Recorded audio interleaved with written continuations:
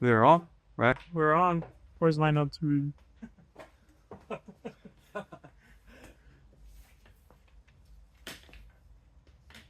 So let's continue. Okay.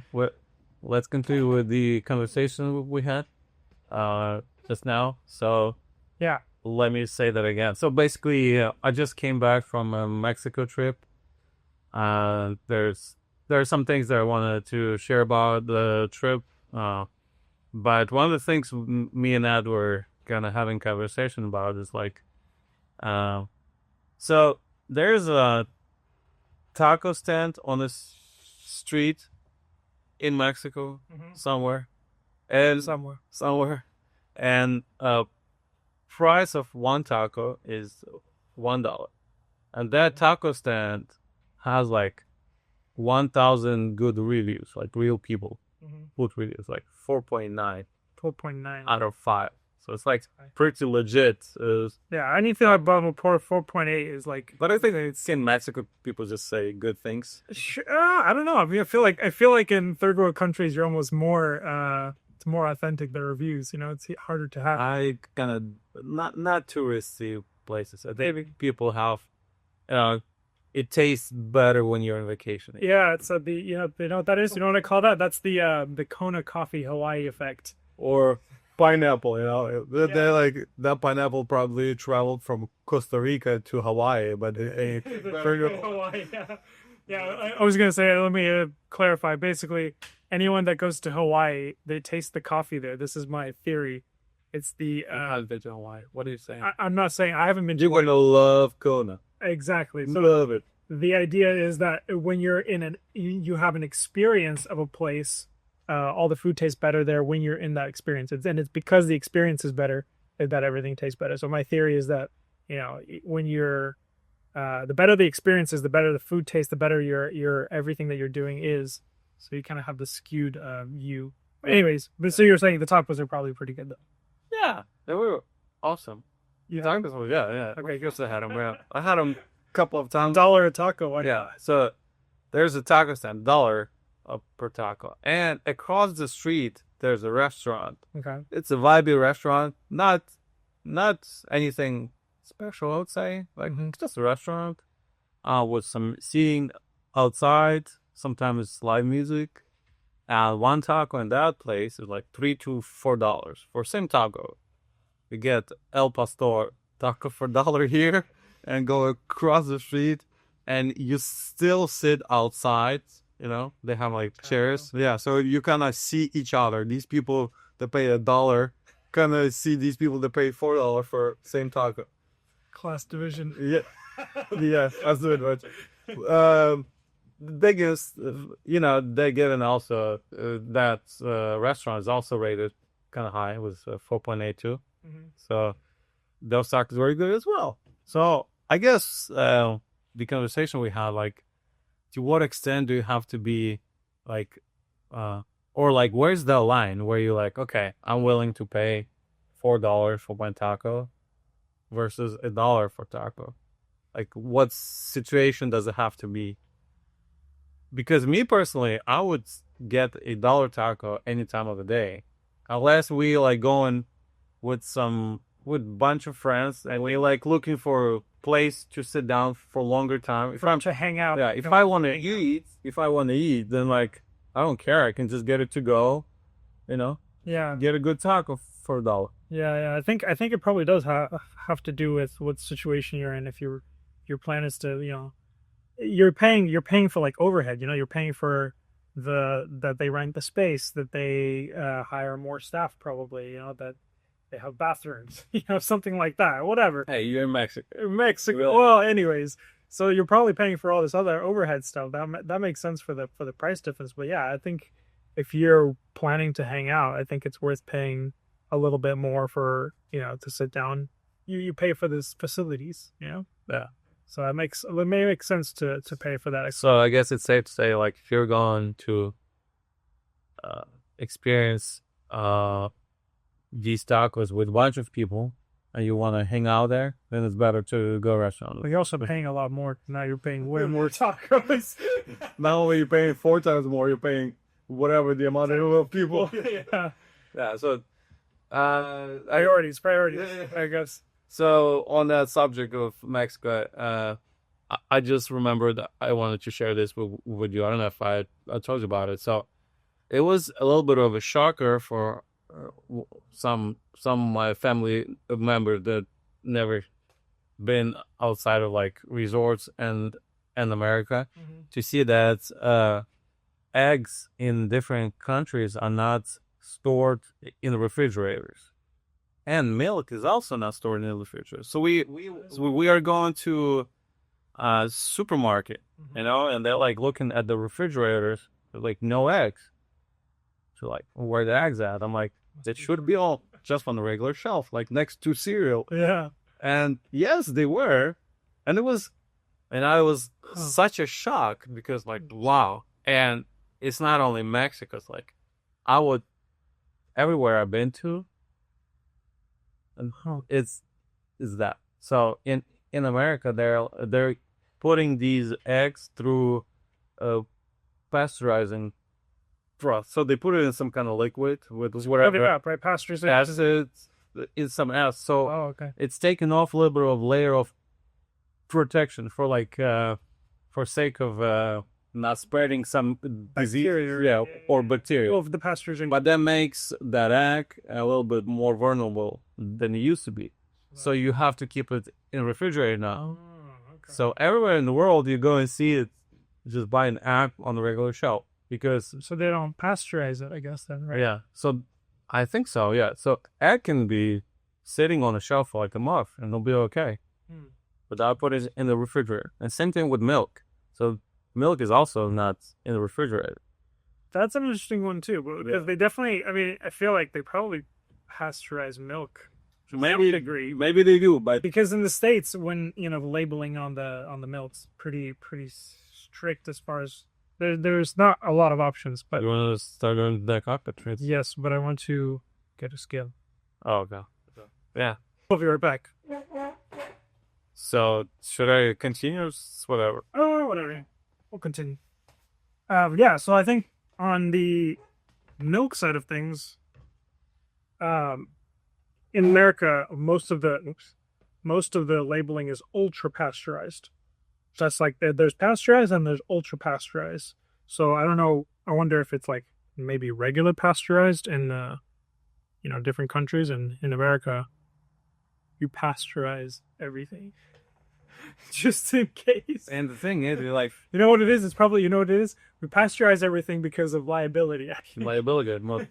On lot companies, on last sued podcast, we talked about fish, right? Yeah. So it's kind of the same subject. So, like, don't be weirded out when you go to supermarkets or in Asia or Europe and you see an egg just sitting on the shelf, like next to whatever, some milk doesn't melt in that refrigerator.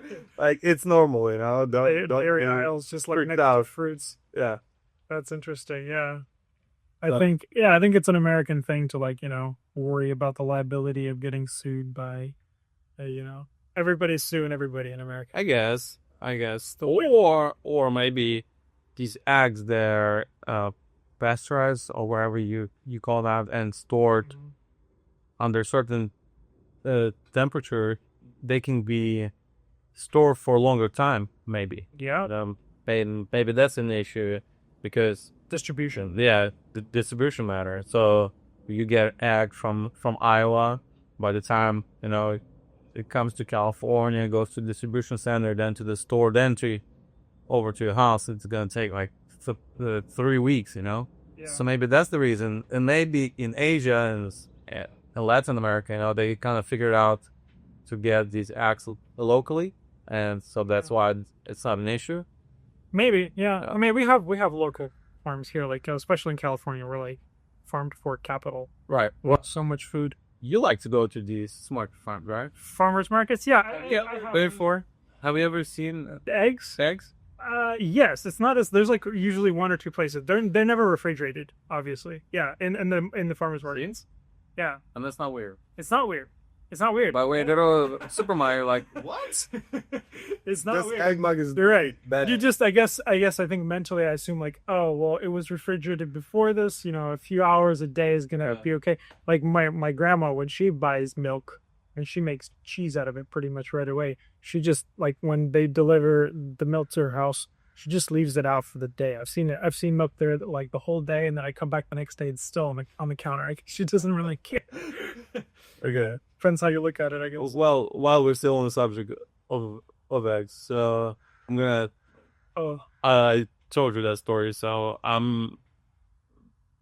for my day job, I'm a dispatcher. So I'm a logistic dispatcher. I'm trying to book a load, and in the notes, it says that it's an egg load. So a 53-foot trailer egg load, and to get that load, you had to have your insurance policy 3 times. Then 3 times more. What's a normal insurance? like a normal, it's like 2 million. no, like $100,000 for cargo, not liability. Oh, okay. Right? Cargo is 100. It's like normal, and they require 250. Wow. 250. I'm like, More logic. that's crazy. So just to haul a little bit of eggs, you gotta have a different kind of insurance, because I read this story, and I think I shared it with you, that there was someone stealing trailers with eggs I can leave it. in Pennsylvania. It must be good money, but Well, think of like, where do you sell? Like, where do you go with that? where do you sell with a trailer of eggs? A trailer full of eggs. Yeah. How many eggs is that, do you think? Oh, that's a lot of eggs. That's a lot of eggs. That's a lot of eggs. I'll tell you that. And you have to That's crazy. that's like 40,000 pounds of egg. Can sell it to the Amish and they can resell it for you. And we have their own eggs. They don't, No, I don't know. You heard about that? Amish people probably don't even know that there's not enough eggs in the market. They're like, whatever. Well, hopefully they're charging more. Maybe, who knows? People on the East Coast would know more about that because like you're saying, like people that over there that are closer to all those farms, you can kind of go direct to them. Like you can buy half a pig or half a cow over there directly through the Amish or the Mennonites was raising all. Well, that could be a good segue with this story to coffee. Coffee, yeah. So which is kind of similar. We talked about last time. This is a continuation of the coffee news of the prices of coffee. They peaked at, I believe it was $4.20 a pound, which is the record high of all time for Arabica coffee. And Arabica coffee is the main one for trading. And it peaked at $4.20. I remember, man, kind of like when we were talking about it then, it was like maybe 2 weeks ago. And it started going down. So we're down to I just checked it today, it was $3.75. All right. That's good news. Yes, it's good news, but I thought it would drop a lot faster because once it started dropping, I'm like, oh yeah, it's gonna drop a lot. So we recently bought coffee, if we're I don't know, around those prices. And again, we're not buying coffee at $3.80. That's like the bottom of the barrel. Yeah, that's the worst coffee that you can find is gonna be that price. That market price is relevant to us because that's like the market price. Plus, they put on another percentage for whatever coffee you're buying, if it's Ethiopia or Brazil or whatever. It's more than that. So it's just there's another extra percentage or 2 different types of percentages that go on top of that for specialty, for high end coffee. So if the price is $3.80, we are paying like close to $5-6. If about it's almost twice as much depending on the coffee. Yeah, it's a lot more than normal, but yeah, I saw a couple of stories about coffee theft. One here in the States, there was a coffee company, like us, but like way bigger. So we buy coffee by like maybe a pallet or 2, which is like 10 bags of coffee, 20 bags of coffee, up to there. They're buying coffee by the truckload, which is like, I don't know, how many pallets can you fit in a truck? Like 53, 60. Yeah, like that, like 50 or 60 pallets of coffee, at a time. So that's a little bit of a different scale. Sales heavy, probably not 60. But wait, whatever. So let's say 40 or 50 pallets of coffee. Okay, that's a lot of money. That's like what? Say a pallet is what 10? What do we do? 10,000. That's like what? $60,000 of coffee. do you remember how many pounds it was? Pounds per pallet. Yeah. It's gonna be like Oh, yeah, it's probably 1,500. Yeah. 1,500. So I think truck and haul 45K roughly. Yeah. 45K. So That's a lot of money. If $10,000 is 1,500 pounds. something like that. Yeah. Yeah. Great. So That's like 300. So imagine you're ordering like that much coffee. That's like $50,000 to $70,000 of coffee, right, or more? No, more by a lot.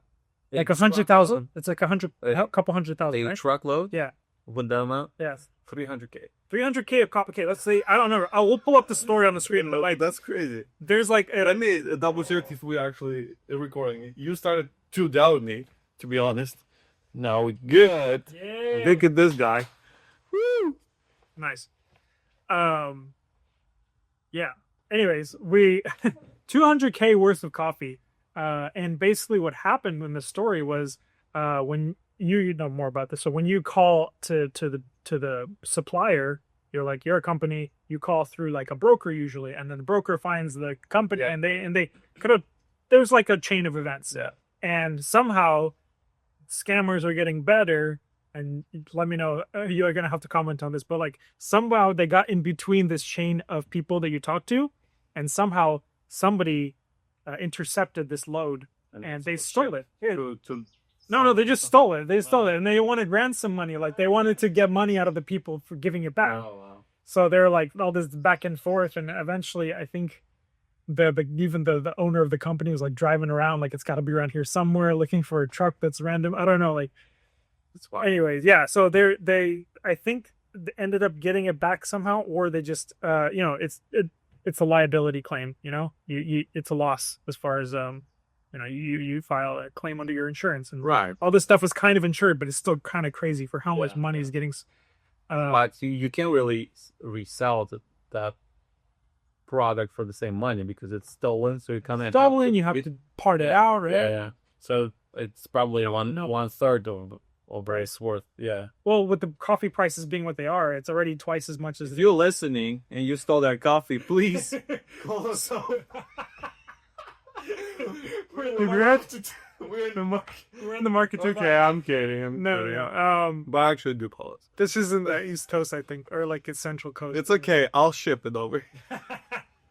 Anyways, but that's just in the States, the scammers. But in countries of origin, also because the prices are so high, scammers and people that are criminal gangs essentially are finding ways to steal the coffee directly from the farm. So like they'll go to the farm and they'll like hijack a truck just full of like $180,000 worth of green coffee and just drive it away. Wow. Try to resell it that way. And who knows? I don't know if the networks of crime are more sophisticated overseas in third world countries or here in the States, but everywhere, when there's an opportunity, when prices are high, there's always opportunity for scams and for to make some money somewhere. Okay. Yeah, so that's what's going on with the world of coffee and agriculture in general. I would go back to Mexico still because that's still kind of on my mind since you mentioned coffee and so I went to Tulum. It's like a small town in the south part of Guantanamo. It's like a peninsula where Cancun is. It's where all Americans go. Let's say that. But Tulum is like hipster town, So like you go there if you're trying to not be that person that goes to Cancun. Let's say one of those cool, like a cool person. Yeah, you're like, nah, I don't want to be associated with these people. We still go to Mexico. Still go to Mexico, but it's just like a little bit further away from Cancun. The people, so basically, people that go there to Tulum, I think they're like these people that also go to Bali, Indonesia. People that like try to find their inner self, influencers, and like kind of want to settle their peace inside of them or something like that. These kind of people. Yes. So they're on a self-exploration journey. Yeah. So in Tulum, I thought they're local because I don't understand the difference between someone that speaks Spanish from Spain or from Mexico or from somewhere else. Yeah, or Guatemala. For me, it's all Spanish.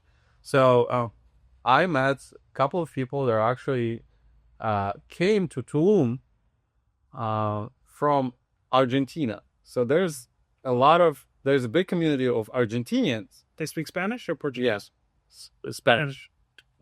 Okay. Yes. Or Argentina, I don't know, it's close to. Brazil speaks Portuguese. I don't know. Yeah, many other countries, maybe. Just Brazil. Just Brazil. So just kind of weird, like yeah. So Argentinians come to Tulum to find a better life. Do you know who's the president of Argentina?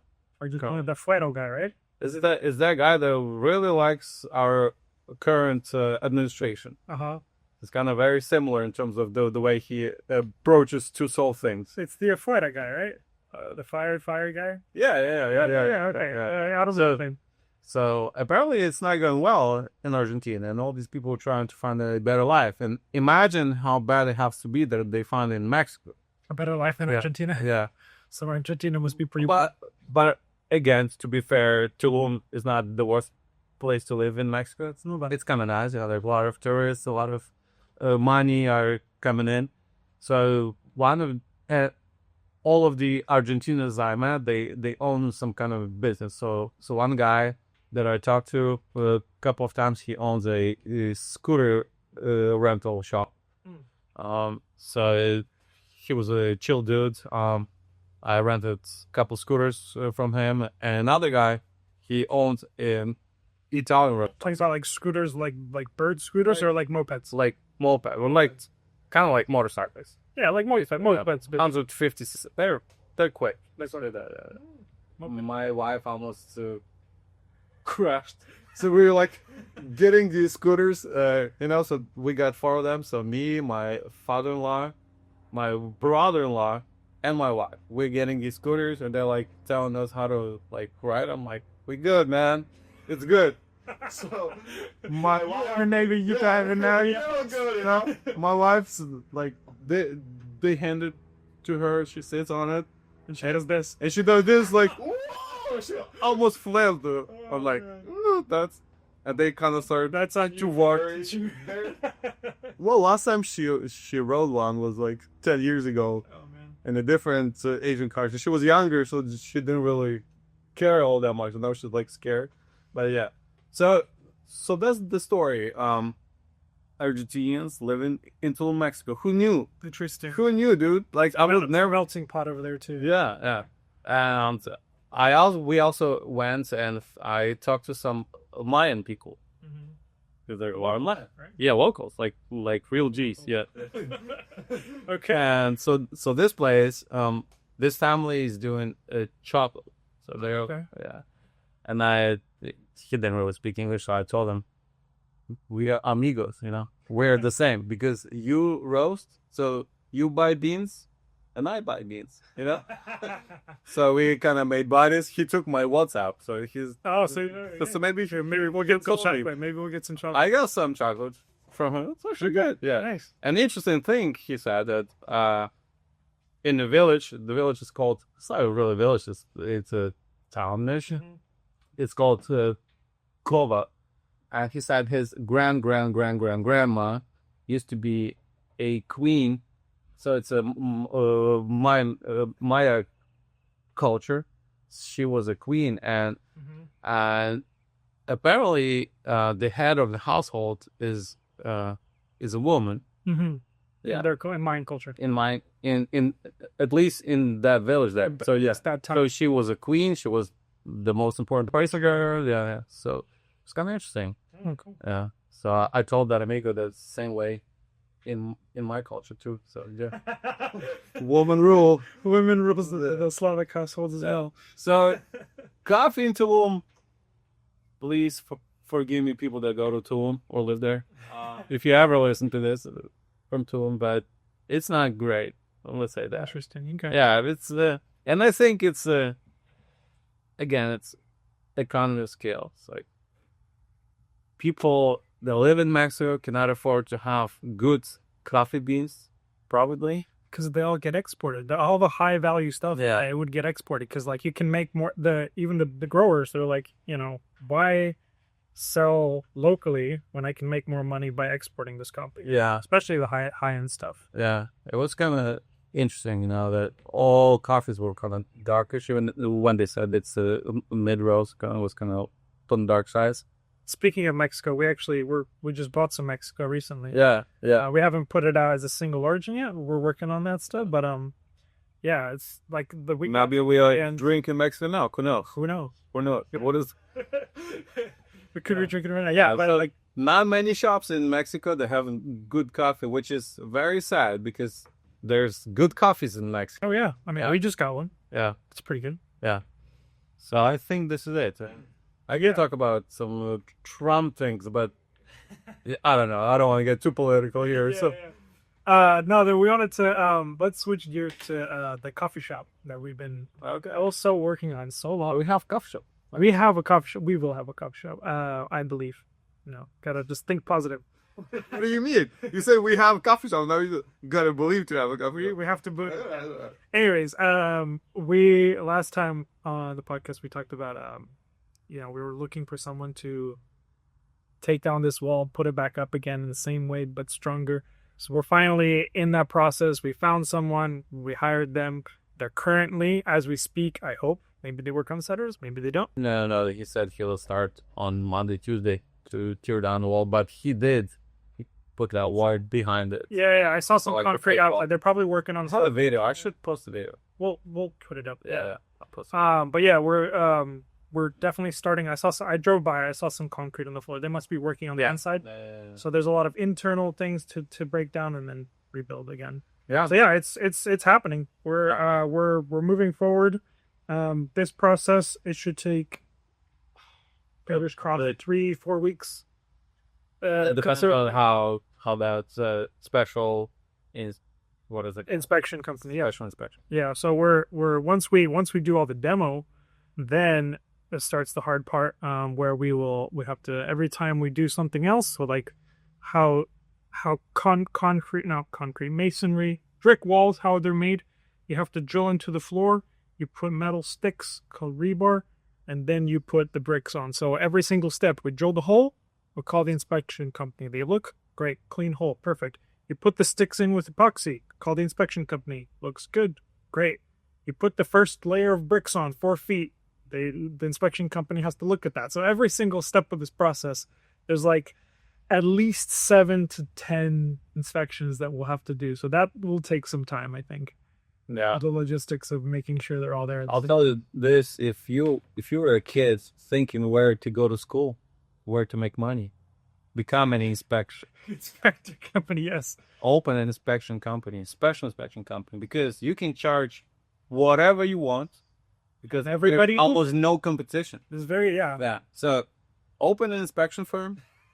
Go to all these entities. Go to city. Go to county. Like get on their recommended list. Go to Chamber of Commerce. Kind of have a small talk. Yeah. I have this specialist. We are really good. Yeah. Are you building a building? Great. I actually do inspection. I can sign some papers. I went to school to sign papers. Yeah. This is great business idea. I'll tell you that. This instructional engineer. Yeah. But anyways. I also got it. So that's kind of the update for that. That's what we're working on right now.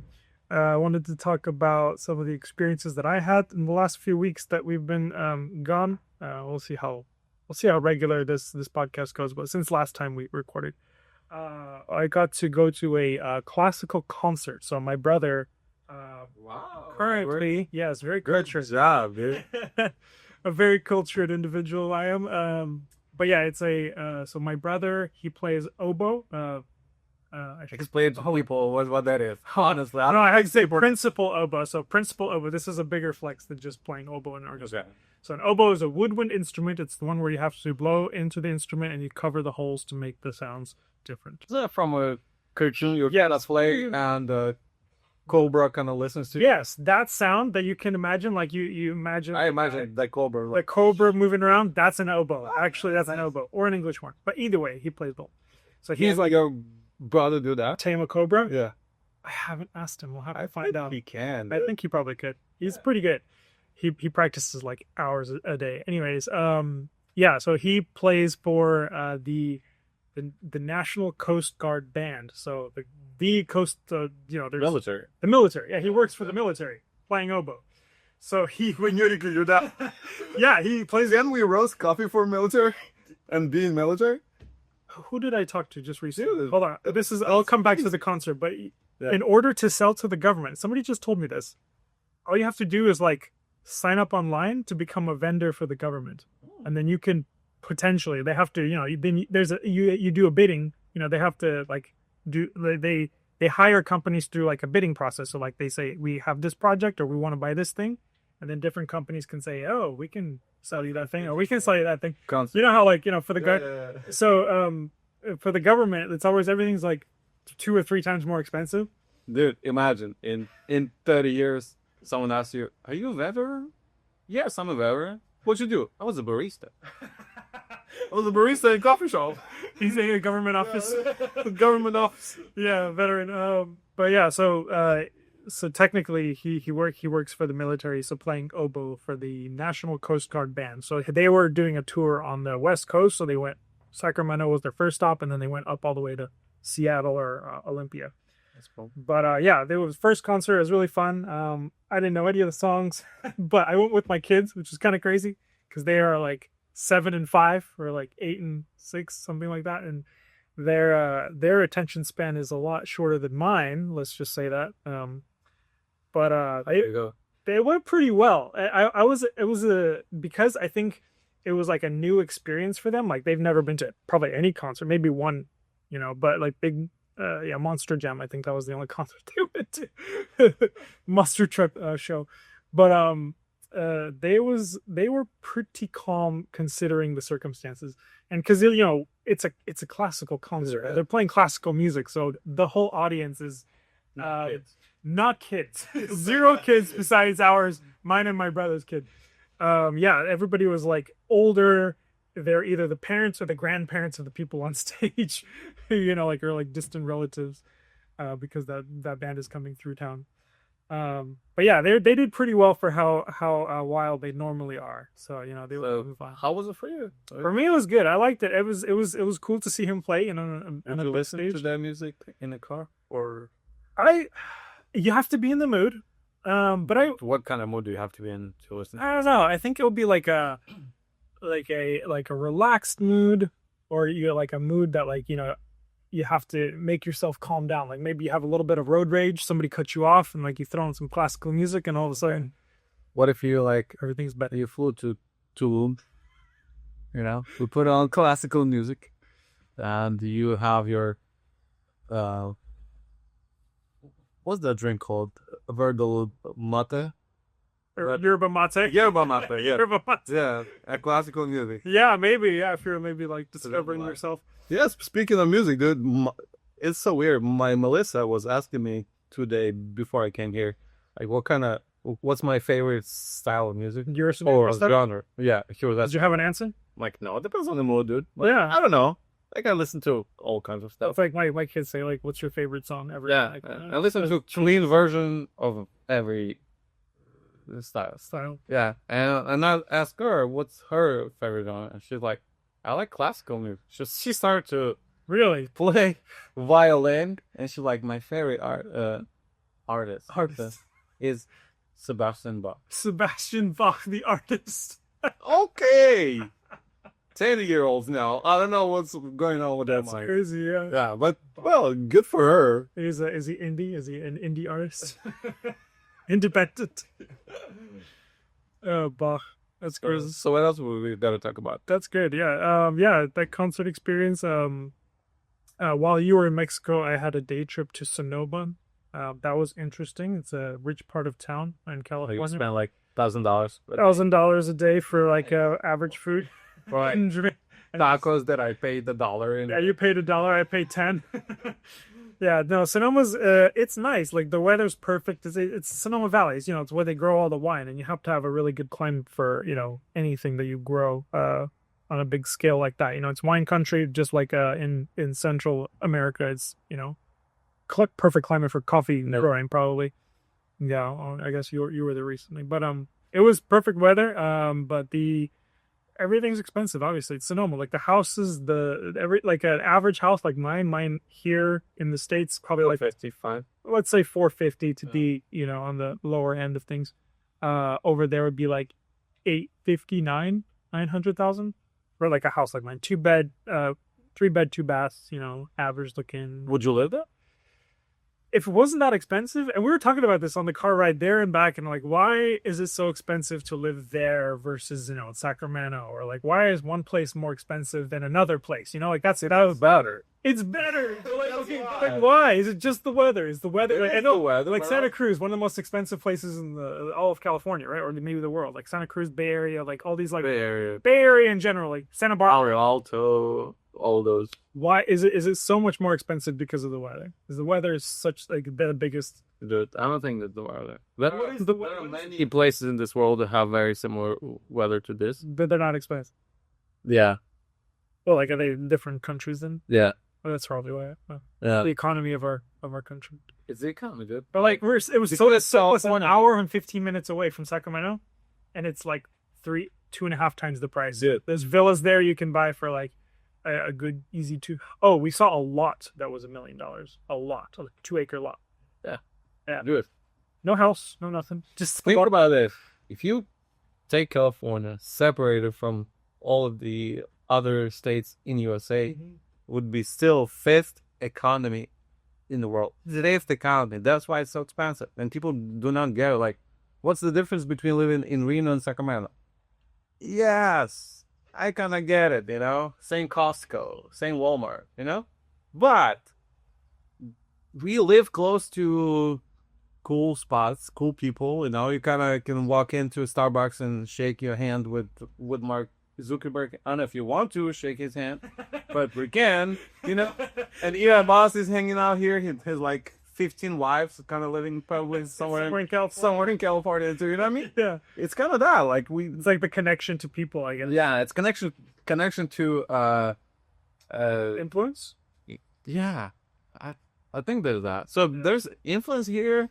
There's good weather. Influence in Sonoma. It's the best of the best, Yeah, there was a good coffee shop in Sonoma. All that, it's interesting because it's a much more bougie area, obviously. So like all the restaurants we tried to go to is like they want you to do a reservation, so they have an open table link. Open. Yeah, of course. Yeah, it's like all the restaurants. But you'll go there and you can like book.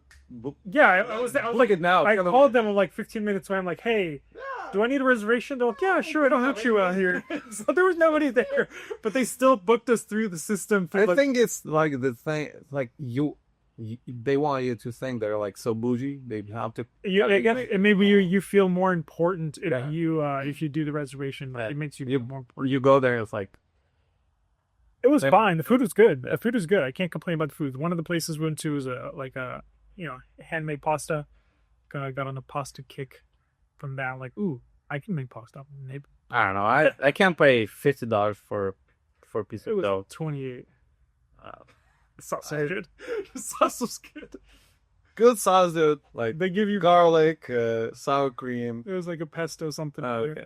But like, in all honesty, like it's hard work making the pasta from scratch. I did actually do it. After that, we came back home and I found that I have one of those pasta attachments that makes like different shaped noodles. It was hard to work. It was hard to do. I think I hurt my back trying to knead pasta dough. Like the night after that, like my back started hurting for the rest of the night. It was crazy. But anyways, okay. Yeah. So it is hard work, and the pasta there, like they have the ones where you like put the meat inside. It's not just like noodles, like I had the noodles. My wife got like tortellini, which is like pasta and you put stuff inside and then that's handwork, you gotta shape it and stuff. Yeah. But my pasta didn't turn out that good. It was really thick. It was like a little chewy. Chewy, but also like it was really thick. Like I don't know, maybe I didn't get the recipe or I didn't get it flat enough. It's very thick. Like the pasta like places that you go to, it's like thick, Mine was like thick and fluffy. Yeah. Anyway, yeah. Sonoma, it was good, but it's expensive. If you want to go there, look for that $1 taco places. It's good. Dollar taco places. Where can we find a good taco truck or taco stand where it's like actually cheap? Oh, it's not. So have you noticed all the places? This is gonna segue into coffee, but you know all those like you're driving down the street at like 7, 8 p.m. and there's like a tent with lights and they're cooking tacos. Oh, you told me. Yeah. We stopped by finally. There's one by Coles over here. I'll And explain people why they do this. And Nice.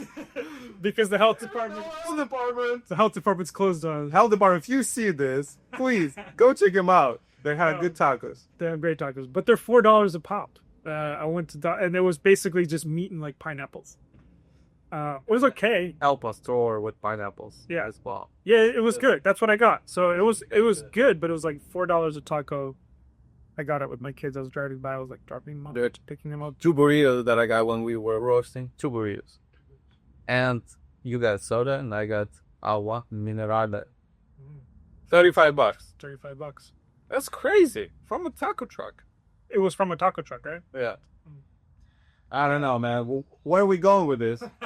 Can we move to Tulum for those dollar tacos? They good weather, at least in the wintertime. Yeah. And then you're going to have a storm. And I mean, it must be profitable. Like, there's a lot of those little taco spots that are all over Sacramento. At least you've driven around. You've seen, like, there's one by the on Greenback by the HD Supply over there. There's a bunch of them all over the place now.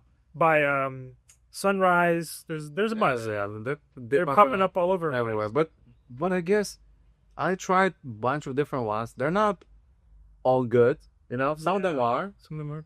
And they're kind of expensive. It's expensive for what it is. It's like it's like restaurant prices, but you have to go to a. Let's go back to the story I told you about the Tulum experience, where across the street you can get the same taco for $1. Yeah. You know, I'm willing to sit on a stump on the truck bed, you know, kind of just hanging out on the curb, sure, right, or $1 versus $4 across the street. It's cool.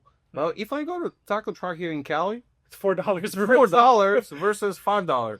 Yeah, I had like Chondo's taqueria or whatever. Yeah, it's like, what's the difference then? Like, that's the thing that I kind of interesting. It's kind of annoying, to be honest, because taco truck is all of a sudden the same amount of money I spend that I go to a restaurant. And a restaurant, you have to really pay rent. Dude, they're paying really rent. Now, like, we're doing this building stuff. Yeah, they're paying rent. They have to deal with health department, like real health department, you know? Not like, you know, we have a kitchen somewhere in, you know, in Los Angeles where we clean our dishes and they signed our paperwork and stuff like that. Like, honestly, kitchen. Yeah, like, health department can come in anytime, kind of check you out and stuff. You know? So it would work too. Yeah, dude. Like, it's unfair in a sense, you know? In a sense, yeah. Yeah. If taco truck was like half the price, yeah, that's okay. You know what I mean? But the taco trucks. See, the taco trucks are a little bit more legit than like just the people that pop up with like tables and tents. Yeah. Because the taco truck, it does have to be registered. They do have to have some kind of commissary kitchen. They have to report all that. Dude, come on. I know, but like still. Well, how they do it? I don't want to say that. So all people listening, 5 of you are gonna open the taco truck. Yeah. I know how to do that. Yeah, but the ones with the tables, it's even more easy. You don't. To do. Well, even a taco truck, you know, you still have to pay like $50K for a truck. A table with a freaking, you know, that thing that spins where you put the meat up. It's not that expensive. Yeah. Yeah.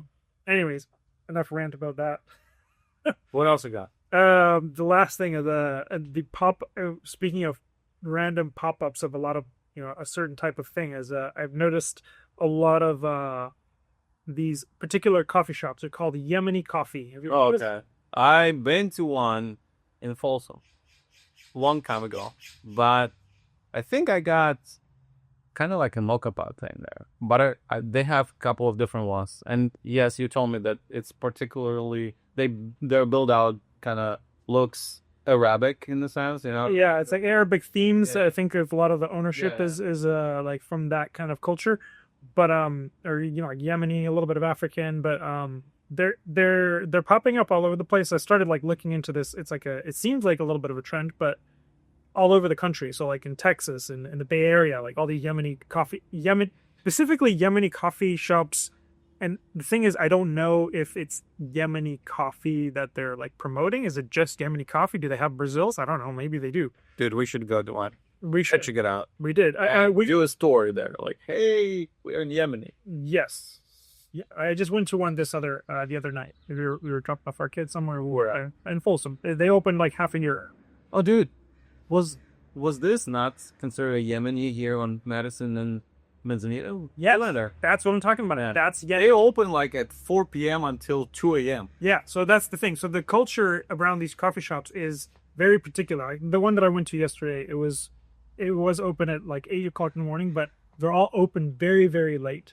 So in the Arabic culture, they don't for religious reasons they don't drink alcohol, so they don't really have anywhere to hang out, like at bars and clubs and stuff. So this is kind of a hangout place. Yeah, so that's why they open till midnight. And also not only for religious reasons, it's hot there, so you go and hang out only at night. Right. So all these markets and all coffee shops, they call. You don't have that. Yeah, so all these places are open really late. That's what I noticed. They have a lot of like mixed sweet drinks. Those cold tall drinks with like the different colors, green, pink, and all like. It's That's what makes you obese. I know. 2 years. Hold on. But the Yemeni Drink coffee, people.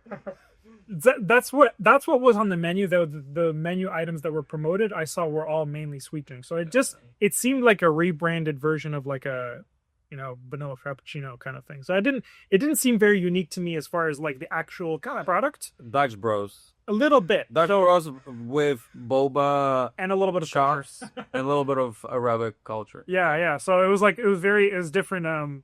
It was an interesting experience for that reason. So yeah, I just noticed a lot of them are popping up. This one particular that we went to, it's actually a franchise chain, so they're doing franchises.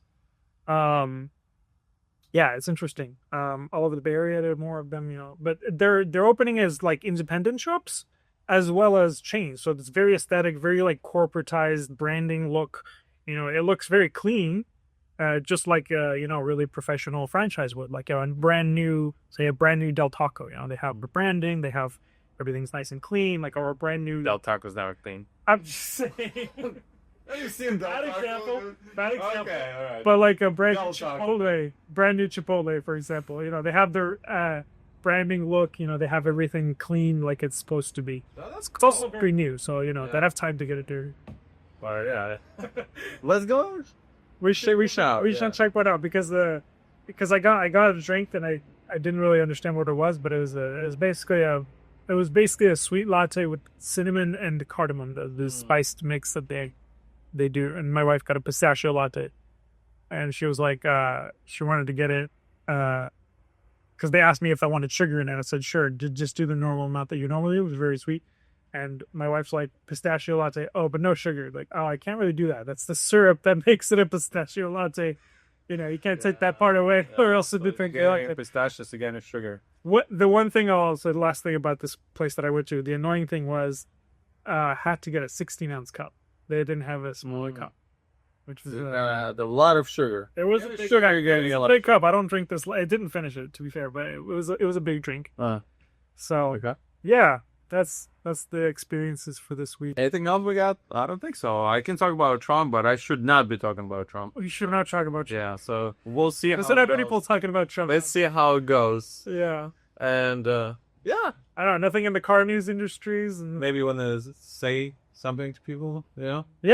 Subscribe to our podcast. This is episode number 2. So yeah. Look, we are very crazy people in terms of doing our podcast. Not just podcast, anything. We have pictures. We have professional pictures of our products, and we even post it.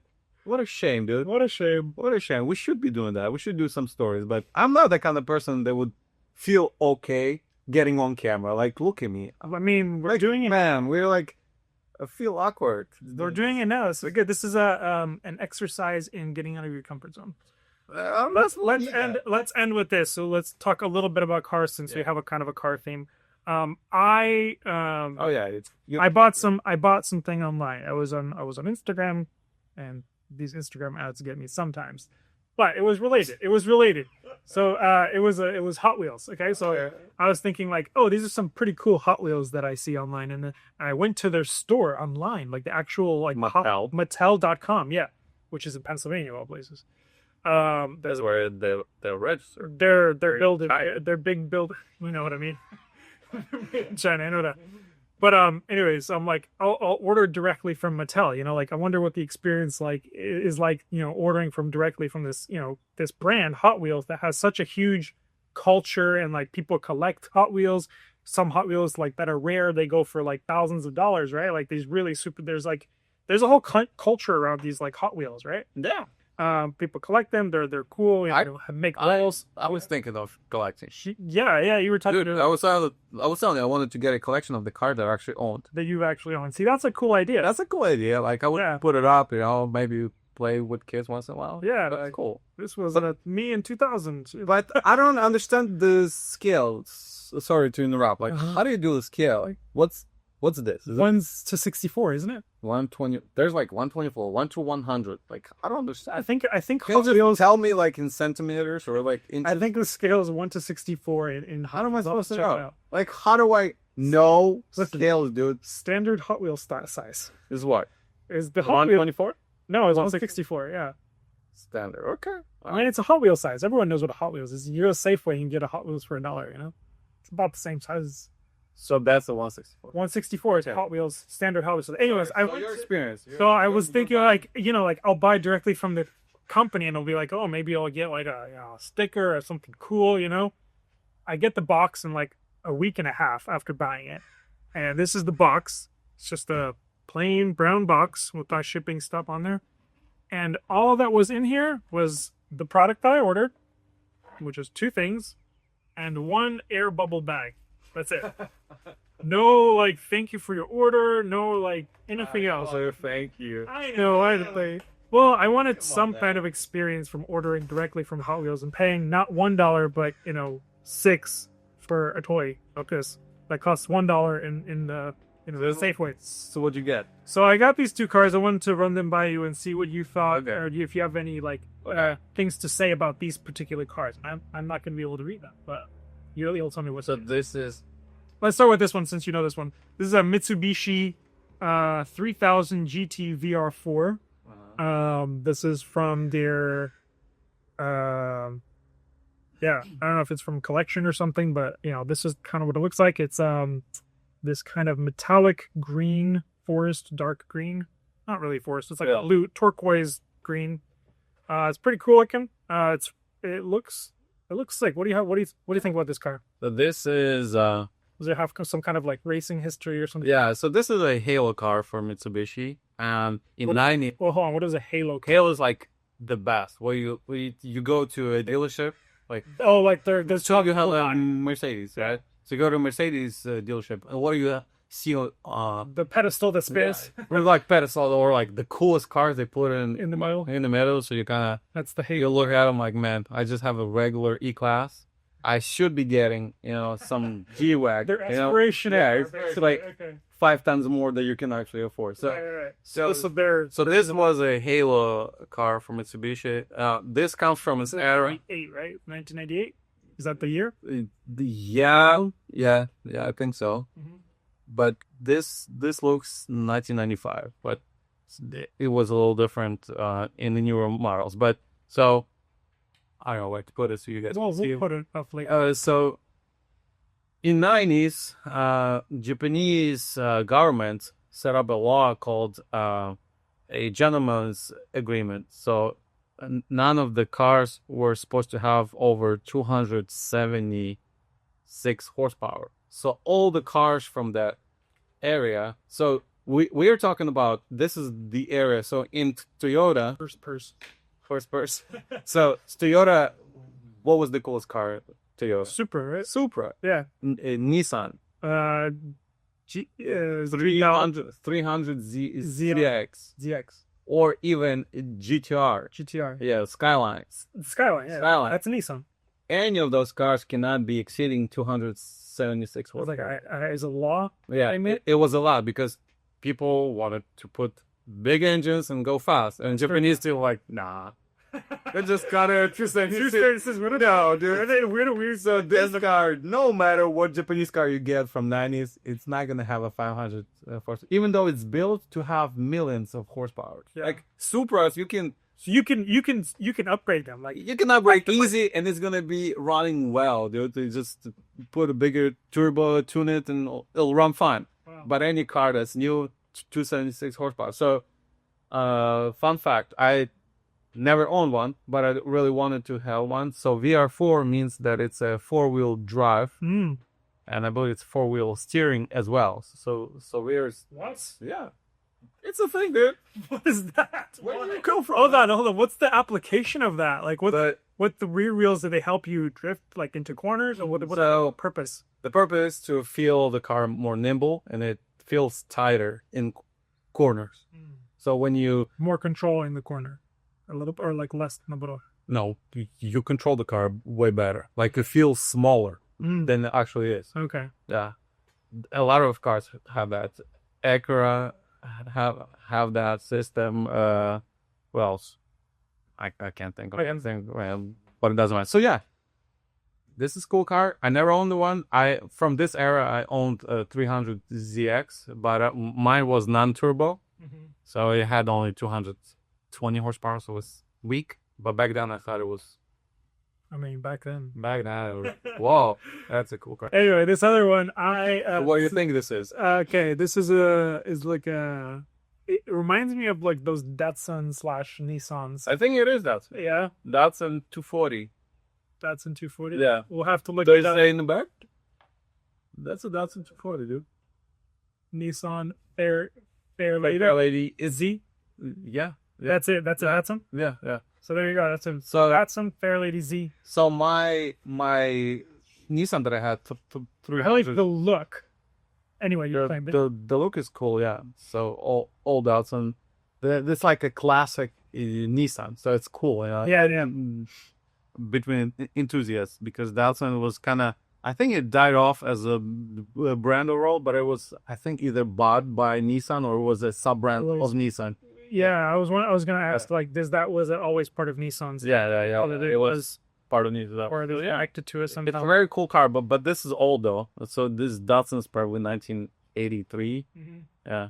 And so they had 240, then 280, then 300, then 350Z. I don't know if you know what they look like. The modern ones right now. Yeah, more modern, like 2005. Yeah, Yeah. I think 300Z is as far as I remember. 300ZX was like 1992, 95, and then the next generation was 350Z. Okay. Yeah. So yeah. Yeah. Cool cars. I don't know. I should be putting up a list of the cars that I owned, and I kind of want to start my journey to get all of the.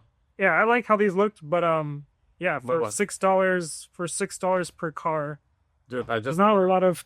I just ordered a model car for 1960 1960 on eBay. It was a for what did you get? Audi A6 in the same color that I owned, Mm. like 1998. Do you remember the scale? I think it's coming from Japan or something. Huh. So maybe like So maybe they don't know what the scaling is. So I think it said 1 to 100. I don't know if they know what they're saying. maybe that's different. Hopefully, it's about this size. That'd be kind of cool. Be the same size as. I want to get the same sizes, yeah. But I'm thinking, like, how am I gonna find all those in those colors? And the colors is the tricky part. Maybe you sacrifice the colors and just at least get the ones. Just paint them. But don't teach them. Hey, people do that. That's like a whole hobby.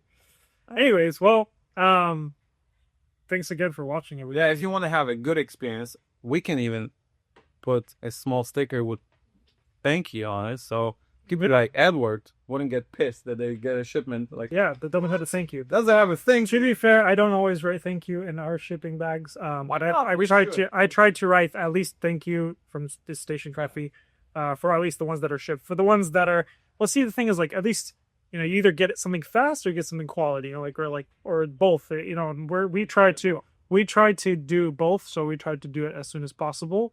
So like the ones local deliveries, they don't get a note, but they get it fast. And the ones that are they have to wait some time for the post office to deliver it. They'll at least get a note or a sticker. Well, anyways, even if you don't get a sticker with the thank you on it, know that we really wanted to put one in. We wanted to. Yeah, we wanted to. Something happened along there. But we love you. And subscribe. Questions you can put or write or DM. DM us, yeah. Yeah. Or like, maybe we'll up something. Or maybe you want to see someone here on podcast. Maybe we can have a chat with someone. Someone interesting. Or quirky. Elon Musk or something. Elon Musk can stop by, or maybe not. Not right now. He's probably busy. He's probably busy trying to hold his company, his stock market, his Tesla's stocks from tanking really, Yeah. really down. Yeah. But on other news, it might be a good time to buy Tesla. Who knows? Dude, on a Tesla, used Teslas are cheap. Cheap? And cheap. They will be cheaper. They will Mark be cheaper? my words. Yeah. Yeah? Yeah, for sure, dude. Because it's very hard. Like the damage that they created for the brand. Yeah.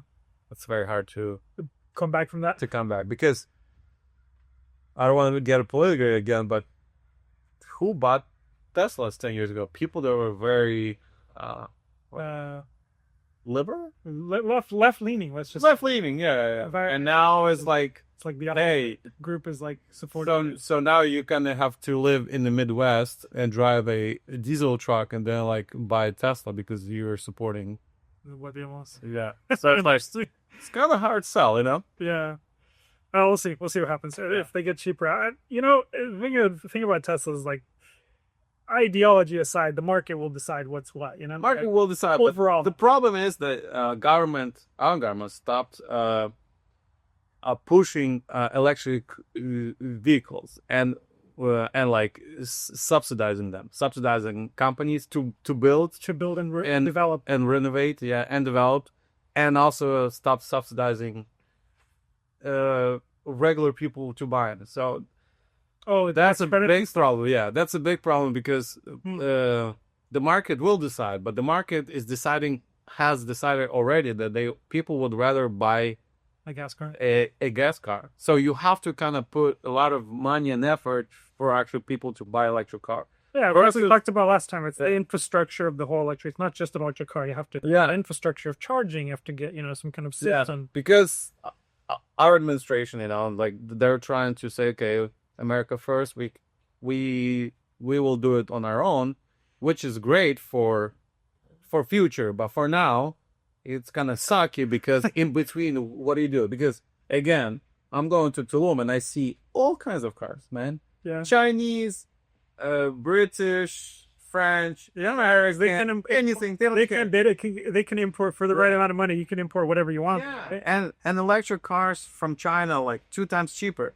Yeah. Obviously, Mexican people are gonna buy that because it's cheaper. Cheaper, dude. It's cheaper. You get the same experience for 2 times less. Of course. Like in the States, we talked about this a lot, but Japanese K cars, like those cars that are like those trucks that are really small and they have like 3 speeds and they can only go like 60 miles an hour. Yeah. I've wanted to get one for a little bit. Like we'll see if we ever do, but it's like a fun looking like little car. It looks like a mini car. Yeah. And it's supposed to fit. It is a mini car. It's a mini car that's supposed to fit in a very specific rigid dimension for parking in Japan. And not just physical. Also an engine. Engine has 0.6 max. Yeah, 600 cc's or something. Yeah, so it can be only a certain size. But here in the States, that vehicle is considered unsafe in most places and you can't register that thing anywhere. Not only that, you can't even import any Japanese cars that are newer than 20 years old.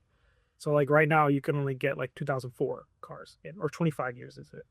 20 or 25? Anyways, 25 years old cars. So like with that kind of stuff, like obviously in Mexico, you can probably import a lot of different stuff that's newer, that's current, that has better fuel efficiency, that, the technology is already advanced past what we do in the States. Yeah. Because of the importing.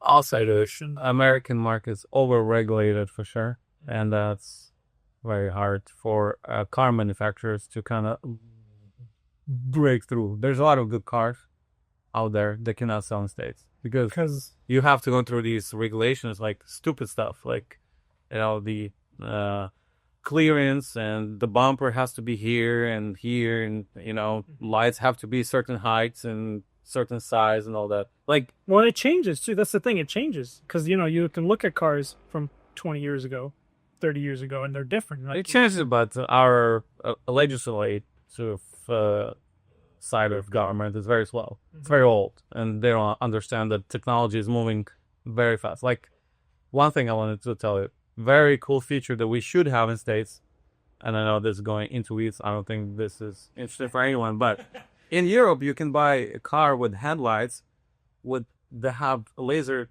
technology in it. So you put it on high beams, you go through countryside at night, and you want as much eliminated as possible, right? And here comes a car, and your car, because it has laser technology, would cut off high beams on the left side, just so that car to blind them, and everything else is just illuminated. It doesn't even turn them off for that. It doesn't turn them off. It like it knows how to like eliminate this the part so it wouldn't like affect his driving ability, and it would just eliminate that part, and that's it. That's crazy. And these headlights are not legal here, and those headlights are legally in Europe. You know what I mean? Because our legislators like It's gonna take whatever, you know. Oh yeah. Plus, like, you know, you have to have incentive for that, you know, here in the States. But those headlights are like super cool, right? Yeah, it's great. Man, this is a safety feature. Like, how many times have you been driving and been blinded by the because he's not turning off his high beams? Or because he's sitting up high, because he's driving a truck and you're driving a Civic or whatever, Honda, some sort of Lower car. just a lower car, yeah. Because he's higher, It's going it right can't drive, it's going in your face. You can't do anything about it. Yeah. So That's super annoying. But that's I mean, that's crazy. Like things like that's gonna take a while for them to maybe 30 years. they might not even do it, you know, that's whatever. Yeah, I guess we'll see. Time will tell. Thank you again, Edward. No. We're gonna put some smiley faces for you. And thank you. Yes. Bye. Bye.